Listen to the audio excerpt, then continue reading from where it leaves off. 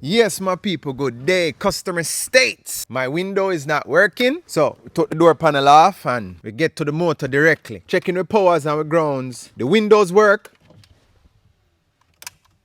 on the passenger side and the back window work. And so does the other window. So we know that this control is getting the power that it needs. So now we're going to our wiring diagram. Take a look at the wiring diagram. All right, so right here is the driver power window. And if you look here, you see where it says left front window. You have down and you have up. Notice that in common, all of these are on the same bus, same power supply. So there's no way for this one here, for the left front, not to get power while the passenger one has power, if you understand what I mean. Because we just tested and checked that the other ones are working. So the power should be working here as well. So when we hit the switch for down, listen.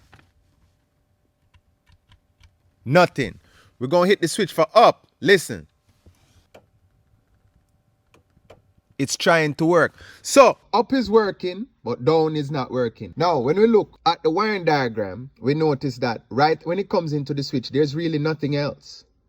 So I checked the wires from the motor going to the switch, and none of them are shorted and none of them are cut. So the only other option is now replace the switch and see what's going on, because the switch is powering all the other windows. It is also powering this motor to go up, but it's not going down. So we're going to put a switch in it and see what happens. All right, here is the new part, or the replacement part. We just use the term replacement. Proof of the pudding is in the taste, so we're about to find out now.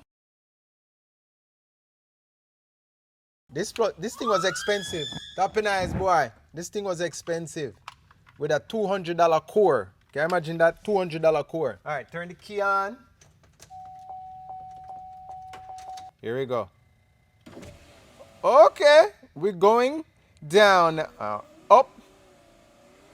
That's it. Fixed. That's it right there. That's a real expensive switch. And that's what fixed it. Yeah, man. Thanks for watching. Have a nice day. Bless. Yeah.